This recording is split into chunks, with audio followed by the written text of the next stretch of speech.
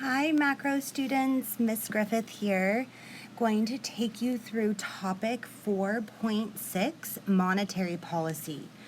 Before we get into monetary policy, I just want you to remember that there was fiscal policy too.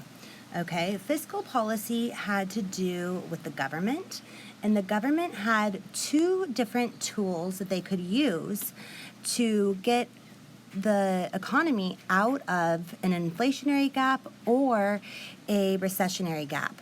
They could increase or decrease government spending or increase or decrease taxes or a combination of both. Well, now we are going into monetary policy, all right? The goals are the same, to either get the economy out of a recessionary or an inflationary gap, but the tools are different. And a monetary policy is all up to the Federal Reserve Bank. That is the United States Central Bank.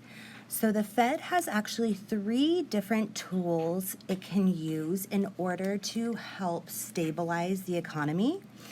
They can either increase or decrease the reserve ratio. They can increase or decrease the discount rate.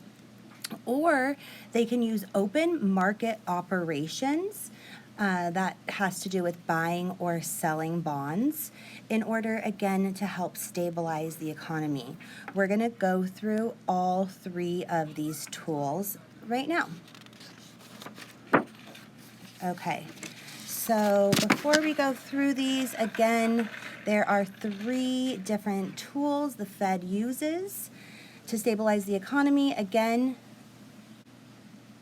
they can increase or decrease the reserve ratio, increase or decrease the discount rate, or buy and sell bonds. That is known as open market operations. Just an FYI, the Fed is now chaired by Jerome H. Powell. The Fed was established in 1913.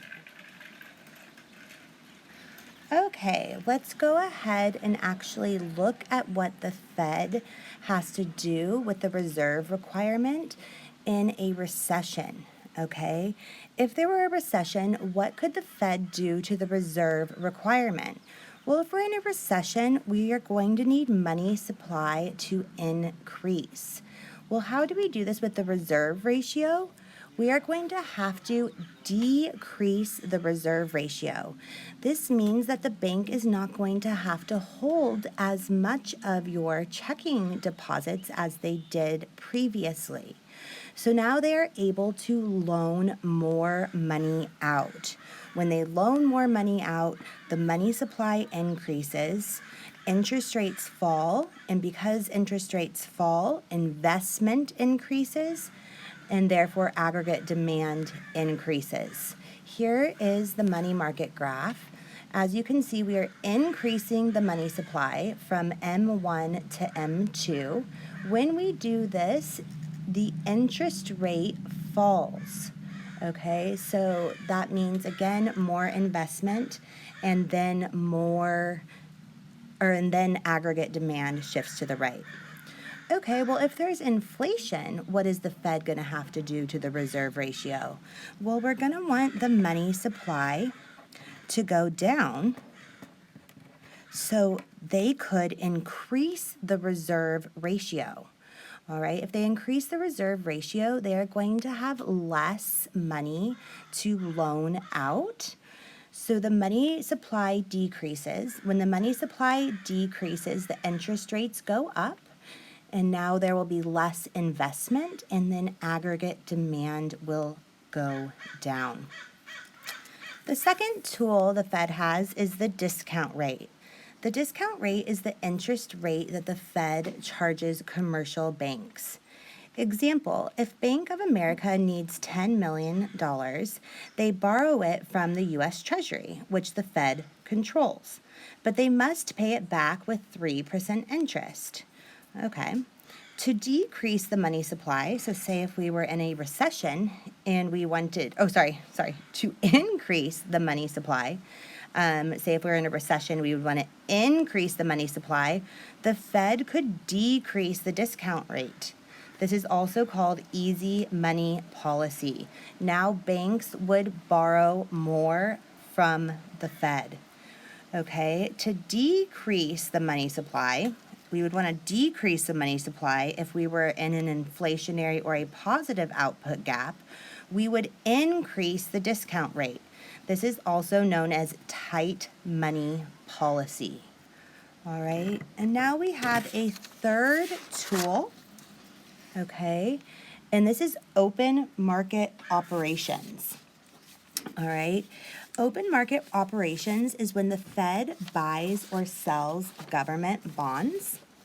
All right, this is the most important and widely used of the monetary policy. Okay, to increase money supply, say if we were in a recessionary gap, we would, or the Fed should buy government securities.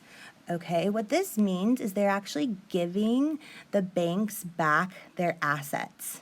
All right, so I know it's a little confusing at first, but they're buying these back, meaning that they are giving the original people, okay, their assets, whether it is the government or whether it is treasury bonds.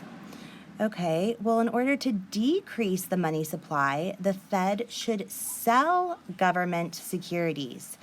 Well, that means that the government or maybe the bank, if we were talking about treasury bonds, they are going to pay the government, okay? And they will earn a certain amount of interest eventually on these bonds, okay?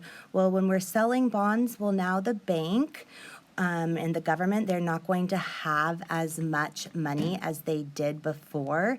This would decrease the money supply. All right. Next, we have something called the federal funds rate. And essentially, you'll just need to know this definition. The federal funds rate is the interest rate that banks charge one another for one-day loans of reserves. So, for example, maybe Bank of America and Wells Fargo. The Fed can't simply tell banks what interest rate to use. Banks decide on their own. But the Fed does influence them by setting a target rate and then using open market operation to hit the target. Okay, next we are going to go over a bank balance sheet. All right, so the Fed is buying $1,000 of bonds, okay, meaning that they are giving back the money to this bank.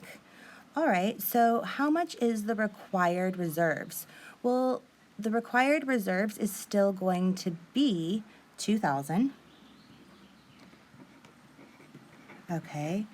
How much, again, because bonds, remember required reserves are only or they only have to do with the demand deposits, right? So we can see here that the required reserves, 2,000 out of this 20,000.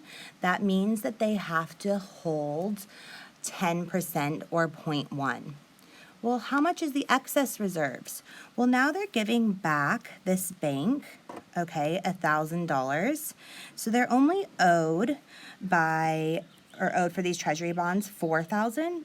Well, now where does that extra 1,000 go that they just got? Well, we're going to put that in the excess reserves. All right, so the excess reserves are going to now be 4,000. How much more can the bank initially lend out?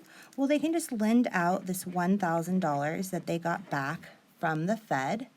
What is the maximum change in money supply? Well, it's this 1,000, right, that they can loan out, times the money multiplier, which is 1 over the reserve ratio. The reserve ratio here is 0.1. Okay, well that 1 divided by 0.1 is 10, and then 10 times 1,000 is 10,000. Okay, well what's the maximum change in demand deposits? Well, people can put all of this now in their checking account, right? So this would be $10,000, an increase, okay? What's the maximum change in required reserves? Well, if we now have $10,000 new and demand deposits and the reserve ratio was the same, it is 0.10, well, then we would just multiply this 10,000 by the reserve ratio. I'm going to say 0.1, that's what it is in the United States, and that's going to be an increase of $1,000.